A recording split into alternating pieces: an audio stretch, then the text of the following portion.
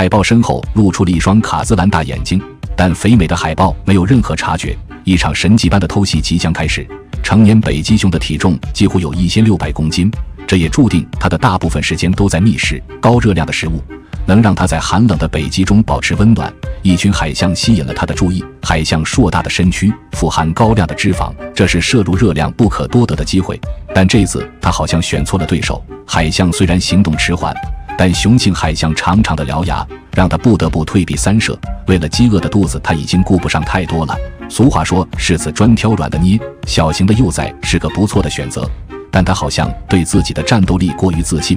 海象厚重的外皮犹如坚硬的钢板，在北极熊凶猛的进攻下，犹如给海象做全身按摩。再这样按下去，拿不到钱不说，自己还得累个半死。